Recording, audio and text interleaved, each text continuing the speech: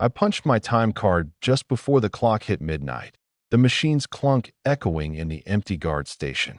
Boise, Idaho, 1978, and I'm stuck on the graveyard shift at the Meridian Complex, a squat, concrete research facility tucked into the scrubland on the city's edge. My name's Daniel Carter, and I've been working security here for 3 years. Swipe the badge, check the locks, watch the monitors. Routine's the only thing keeping me sane. The place is dead quiet tonight, just the hum of fluorescent tubes and the occasional groan of the HVAC system. I set my thermos on the desk, the coffee inside already cooling, and settle into the creaky chair. 00:42. The Meridian Complex is owned by some outfit called Ether Dynamics. They don't tell us grunts much, just that it's advanced research. Something to do with energy, maybe, or signals. The labs are always locked, and the only people I see are the day shift techs, maybe a dozen, who shuffle out before I clock in. The building's too big for them, too many empty offices, too many hallways that don't get used. I've got a radio on the desk, one of those old civil defense models, wired to pick up company alerts. It's mostly static, sometimes weather reports. Tonight, it's just a low hiss, like someone left a microphone open in an empty room. 01:09. I make my first round, boots scuffing on the linoleum. The corridors are all the same. Gray walls, locked doors, and emergency lights casting red glows at every corner. The cameras show nothing but still shots, an empty break room, a hallway with a mop propped against the wall, a stairwell no one uses. I check the loading dock. Nothing there but a stack of crates, unmarked, probably waiting for the morning crew. Back at the desk, I flip through the logbook. No incidents, same as last night, same as every night. I'm halfway through a cigarette when the radio crackles. 01:34. Three sharp tones cut through the static, loud enough to make me flinch. I wait for the usual test message, weather warning, maybe a flood alert for the Boise River. Instead, a voice comes through, flat and mechanical. This is a message for Daniel Everett Carter. Remain in the primary control room. Do not investigate external signals. My name, full and exact, like it's reading my driver's license. The radio goes quiet again. I stare at it, cigarette burning down to my fingers. I try to laugh it off, some tech messing with the system, maybe, but my stomach twists. No one here knows my middle name. I haven't told anyone that in years. 02:03. I don't stay put. I can't. The message loops in my head, and I'm already grabbing my flashlight, moving toward the service corridor. The air feels heavier, like the building's holding its breath. I check the monitors before I go. Nothing out of place, just empty halls. But when I step into the corridor, the lights flicker just for a second, and the hum of the HVAC stops. Dead silence. Then it kicks back on. I tell myself it's a power surge, but my hand's tight on the flashlight. I head toward the east wing, where the labs are. The door to Lab 3 is ajar. It's never ajar. 02:28. I push the door open. Inside, it's dark except for a single panel of blinking lights on the far wall, like a heartbeat in green and amber. The air smells sharp, like ozone after a storm. There's a console in the center, covered in dials and switches, none of them labeled. I'm not supposed to be here, but I step inside anyway. The radio in my pocket, my personal walkie, not the civil defense one, crackles to life. Daniel Everett Carter. Return to the primary control room. Signal interference detected. I freeze. The voice is the same, but it's coming through my walkie now, not the desk radio. I turn it off, but the static keeps humming. 03:01. Back in the control room, I check the cameras again. The feed for Lab 3 is blank, just gray snow. The others are fine. Hallways, stairwells, the loading dock. I try to call the day supervisor, but the phone's dead. Not just no dial tone, nothing, like the line's been cut. The civil defense radio crackles again. This is not a test. Signal alignment in progress. Do not approach the central chamber. Central chamber? There's no such thing in the floor plan. I've walked every inch of this place. I grab the blueprints from the desk drawer, but when I unroll them, the lines are wrong. Corridors twist into spirals. Rooms overlap where they shouldn't. I blink, and the blueprints are normal again. My hands are shaking. 03:36. I am not imagining this. The building's changing. I walk the north corridor, and it's longer than it should be. Doors I've passed 100 times are gone, replaced by blank walls. The air's getting colder, and there's a sound now, faint, like a low hum you feel in your bones. I reach the stairwell to the second floor, but the steps lead down instead of up. I shine my flashlight into the dark, and the beam catches something. Movement, quick, like a shadow darting out of sight. I don't follow. Instead, I backtrack to the control room, my heart pounding. The radio's on again, though I swear I turned it off. Signal alignment complete. Proceed to the central chamber. 04:12. I don't know what the central chamber is, but I'm not going there. I head to the loading dock instead, thinking I can get outside, maybe call for help from the payphone across the lot. The dock's empty, but the air feels wrong. Thick, like it's resisting me. The chain link fence outside is gone, replaced by a smooth concrete wall I've never seen before. I bang on it, but it's solid, no echo. My walkie crackles again. Daniel Everett Carter. You are deviating from the signal path. Return to the central chamber. I throw the walkie against the wall. It keeps talking, even as it sparks and dies. 04:49. I am back in the control room, trying to think. The cameras are all gray now, every feed. The blueprints are useless. Every time I look, they're different. The radio's still going, looping the same message about the central chamber. I unplug it, but the voice keeps coming, now from the PA system overhead. I'm starting to wonder if I'm losing it. Maybe I fell asleep at the desk, and this is a dream. But the coffee's still warm in my thermos, and the cigarette burns on my fingers feel real. I decide to head for the main entrance. If I can get out, I can figure this out. Chapter 2. The Shifting Maze. 05:23.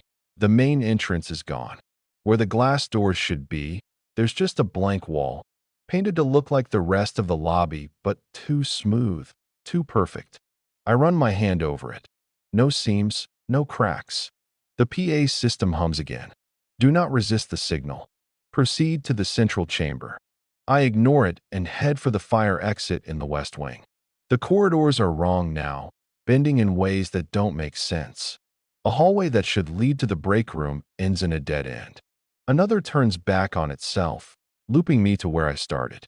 My flashlight flickers, and the hum in the air gets louder, like a swarm of bees trapped in the walls. 06:01. I find a door I don't recognize, heavy steel with no handle, just a keypad glowing faintly blue. I don't know the code, but I punch in my badge number out of habit. The door clicks open. Inside, it's not a room but a tunnel, concrete and damp, stretching into darkness. The air smells like rust and something sour, like spoiled milk. I step inside, and the door slams shut behind me. The PA voice follows, clearer now, almost human. You are approaching the central chamber. Do not look at the walls. I don't know what that means, but when I shine my flashlight, the walls glint, like they're coated in something wet and moving. 06:38. The tunnel slopes downward, deeper than the building's basement should go. The hum's so loud now it's rattling my teeth. I see shapes in the walls, handprints, faces, pressed against the surface like they're trying to break through. They're gone when I look directly, but I feel them watching. The radio voice speaks again, not from the PA, but inside my head, like it's wired into my skull. Daniel Everett Carter. You were 19 when you left your sister alone at the bus station. You told her you'd be back. You lied. My knees buckle.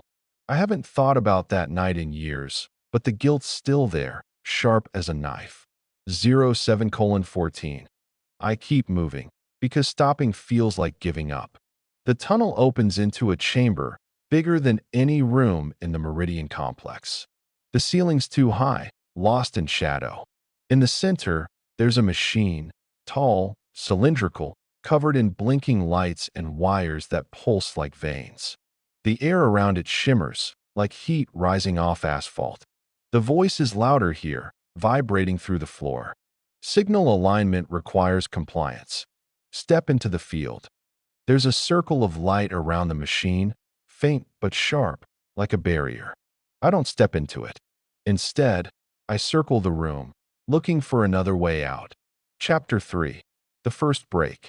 07:52. There's no other exit. The walls are smooth, no doors, no vents. The machine in the center hums louder, and the light around it pulses faster. I feel it pulling, not my body, but something deeper, like it's tugging at my thoughts. The voice speaks again. You cannot leave without alignment. Step into the field. I back away, and the floor shifts under me, tilting just enough to make me stumble. The walls ripple, like water disturbed by a stone. I see my sister's face in them, her eyes wide, waiting at that bus station. I blink, and it's gone. 08:29. I am not crazy. I know I'm not. But the building's alive, or something in it is. I try to retrace my steps, but the tunnel's gone, replaced by a new hallway, this one lined with mirrors. My reflection's wrong, too tall, too thin, my eyes too dark. The voice comes again, from the mirrors now. Do not look at yourself. You are not authorized. I keep my eyes on the floor and move faster. The mirrors crack as I pass, not breaking, just splintering, the sound like ice under pressure. I don't look back. 09:07. The hallway ends at another door, this one wooden, old, like it belongs in a house, not a research facility. I push it open and step into what looks like the control room. But it's wrong. Desks are overturned, papers scattered, the monitors showing static. The radio's on, but it's not my radio. It's older, with vacuum tubes glowing orange. The voice comes through, softer now, almost pleading. Daniel, you can stop this. Step into the field. I don't know what the field is, but I know I'm not doing it. I grab a chair and smash the radio. The voice laughs, low and slow, from somewhere else. 09:44. I am running now, through corridors that twist and fold. The building's fighting me, closing paths, opening others. I hear footsteps behind me, heavy, out of sync with mine. I don't turn around. The voice warned me not to, and for once, I listen. The air's thick with that sour smell, and the lights are dimming, not flickering but fading, like the building's running out of power. I find a stairwell and climb, hoping for the roof, for fresh air, for anything real. The stairs keep going, longer than they should, and when I reach the top, I'm back in the chamber with the machine. Chapter 4. The Loop Tightens. 10:22. I am trapped in a loop. The chamber's the same, but the machine's different. Bigger, the lights pulsing red now, not green. The voice is constant, a low drone in my head. Alignment is inevitable. Step into the field. I try to think, to remember the layout, but my memories are slipping, mixing with things that don't belong. My sister's voice, my father's old truck, the smell of rain on a night I can't place. I sit against the wall, trying to breathe, trying to stay me. The machine's hum is a heartbeat now, and I feel it in my chest, like it's trying to sync with me. 11:01. I stand and walk the perimeter again, looking for anything. A crack, a vent, a sign of the real world. The walls are solid, but they move when I'm not looking, shifting just enough to keep me disoriented. I find a panel, half hidden behind a bundle of wires. It's got a single switch, unlabeled, and a small screen showing numbers. 47.392. I don't know what it means, but I flip the switch.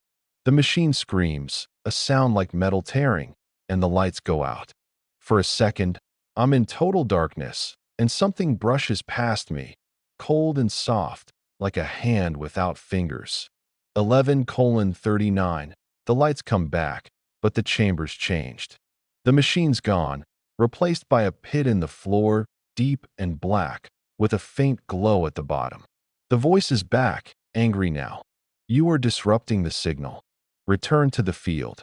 I don't know what's down there, but I'm not jumping in. I back away, and the floor tilts again, steeper this time, trying to slide me toward the pit. I grab a pipe on the wall and hold on, my knuckles white. The air's alive now, buzzing with static, and I see shapes again, not in the walls but in the air, flickering like bad film. 12:18. I let go of the pipe and run, not caring where. The corridors are a maze now, no logic, no pattern. Doors open into walls. Windows show nothing but black. The voice follows, louder, splitting into multiple voices, some whispering, some shouting. You can't leave. You're part of it now. I trip over something, a cable, maybe, and fall. My flashlight rolls away, and when I grab it, the beam catches a figure at the end of the hall. It's me, but not me. My face, my uniform, but its eyes are wrong, empty. It doesn't move, just watches. I run the other way. Chapter 5. The Signal's Source. 13:02. I am in a new room, one I've never seen. It's small, with a single chair and a table, like an interrogation room. On the table is a file, labeled Subject D. Carter. I open it, and it's my life. Every detail, every mistake. The night I left my sister, the fight with my dad, the time I stole a car at 16 and never got caught. There's a photo of me, taken tonight, sitting at the control room desk. I don't remember anyone taking it. The voice speaks from the ceiling. You are the signal. Step into the field to complete alignment. 13:41. I tear the file apart, scattering pages. The room shakes, like the building's angry. The walls crack, and that sour smell floods in, stronger now. I find a door behind the table and force it open. It leads to another corridor, but this one's different. Old, like it's been abandoned for decades. The walls are peeling, the floor covered in dust. My flashlight catches footprints, fresh, leading ahead. They're mine, but I haven't been here before. The voice is quieter now, almost sad. You're so close, Daniel. Don't fight it. 14:20. The corridor ends at a glass window, floor to ceiling, looking into a lab. Inside, there's a machine like the one in the chamber, but older, rusted, with wires hanging loose. There are people, shadows, really, moving around it, but they're not solid. They flicker, like projections. One turns to me, and it's my sister, but older, her face lined with pain. She mouths something I can't hear. The voice speaks again. The signal is memory. The signal is you. Step into the field. I smash the window with my flashlight, but it doesn't break. The shadows vanish, and the machine starts humming again. 15:03. I am losing time.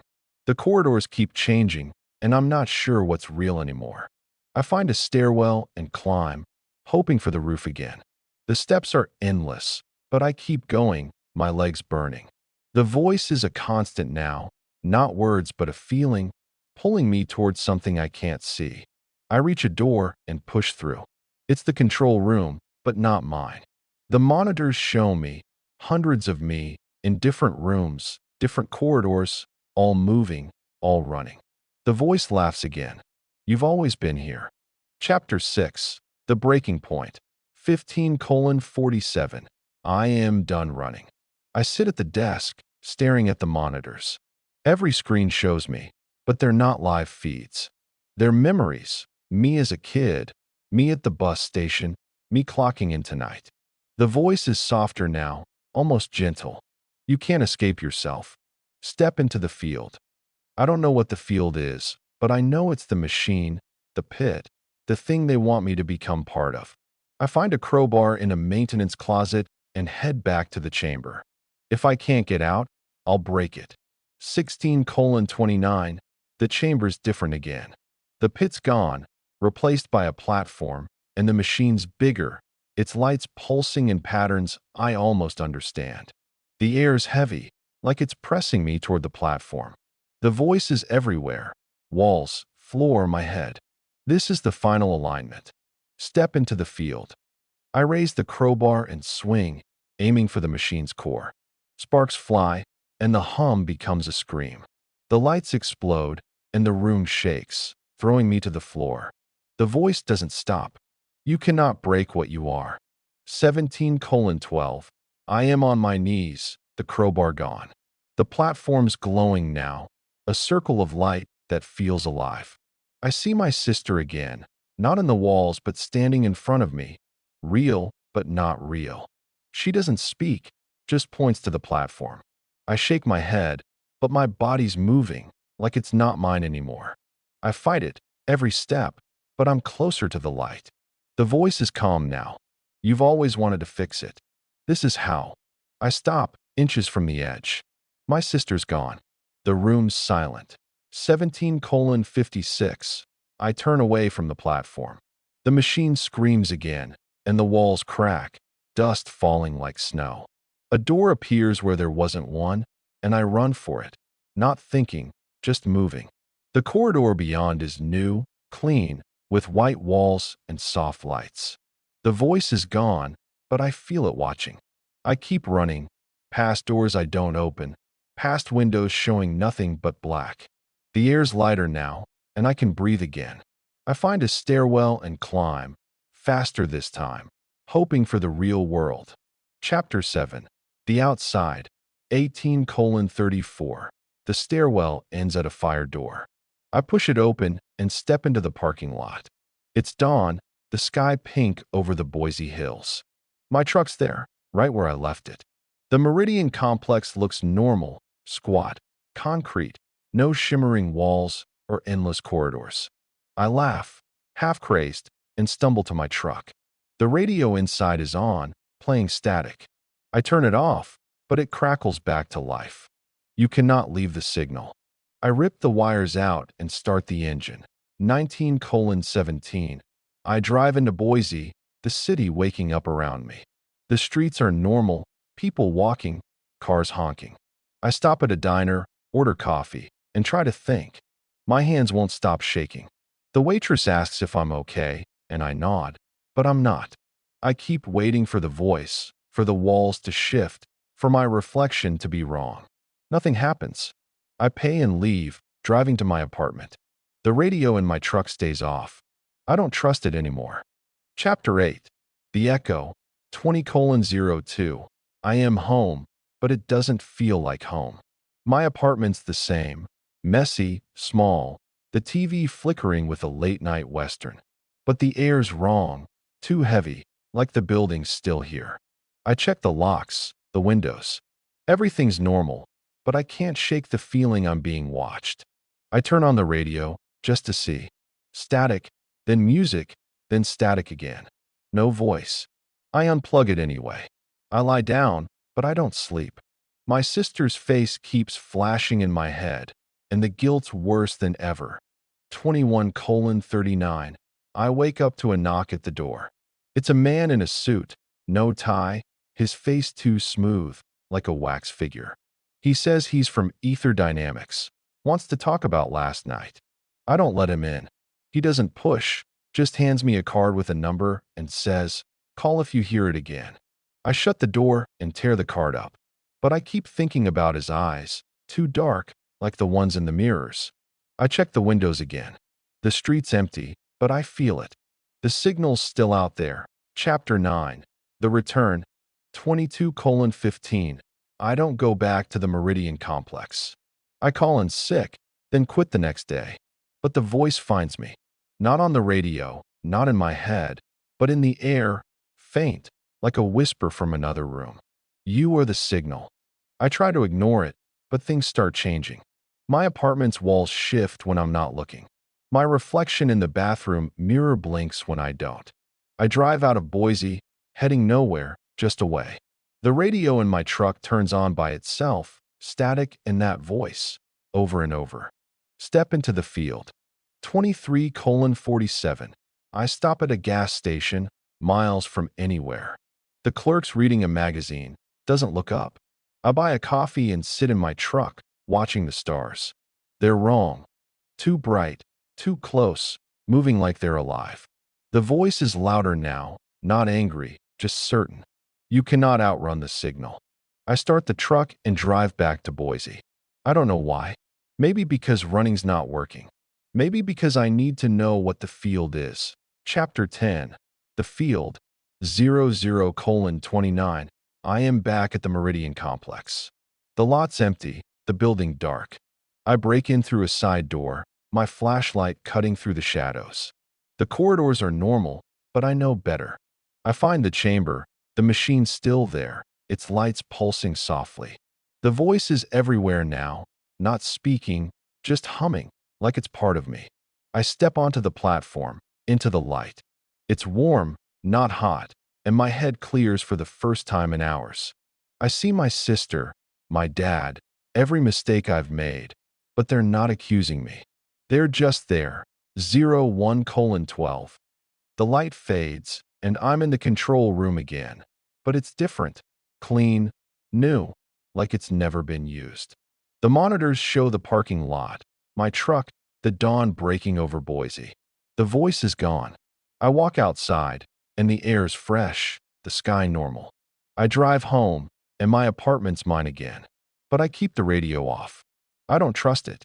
I don't trust myself. I know the signal's still out there, waiting. And I know I'll hear it again.